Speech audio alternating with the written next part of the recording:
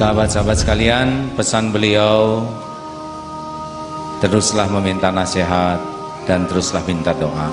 Saat yang sama, dalam ketersembunyian kita nih sebagai umat, doakan para ulama, ya, sembunyi-sembunyi dan minta khusus, ya Allah, selamatkan guru-guru saya, selamatkan para pemimpin saya, sing khusyuk demi Allah, tidak ada yang tidak didengar oleh Allah.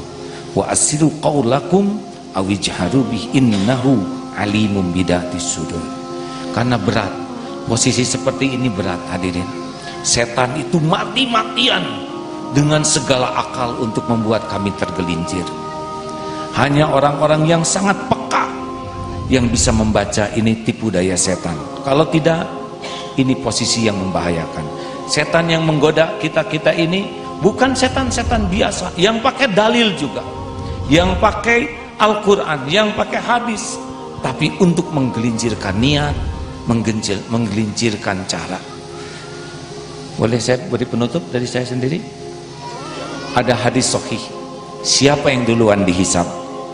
Yang duluan dihisab adalah orang yang merasa mati syahid.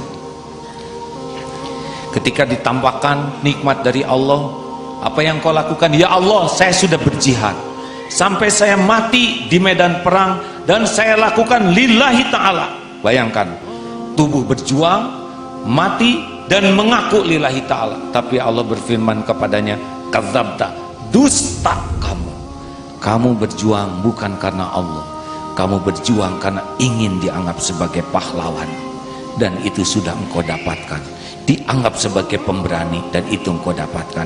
Di dunia diseret dalam keadaan tertelungkup jadi ahli neraka, nauzubillah. Tidak kurang perjuangannya, tidak kurang pengorbanannya, tidak kurang pengakuannya, tapi Allah tidak bisa terbohongi. Wa huwa alimum bidatis sudur. Yang kurang cuma satu saja, tapi fatal, dia lebih menikmati kedudukan di sisi makhluk daripada kedudukan di sisi Allah. Orang yang kedua, dengar baik-baik, siapa yang dihisab? Orang yang belajar agama dan mengajarkannya. Kita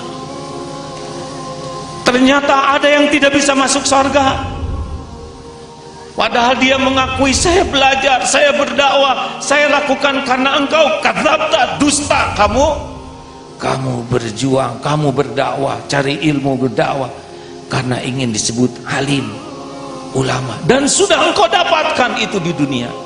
Di akhirat diseret dalam keadaan tertelungkup.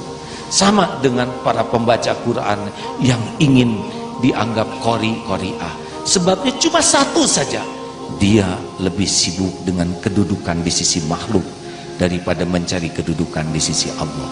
Halus sekali hadirin, halus sekali. Kuncinya adalah menuhankan pujian, penilaian, kedudukan makhluk.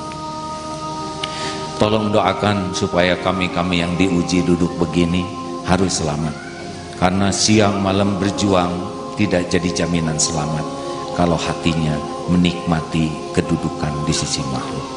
Saya mohon maaf menyampaikan ini Ustadz, karena saya selalu membaca hadis ini untuk mengingatkan diri saya sendiri bahwa ancaman terbesar adalah menuhankan penilaian makhluk.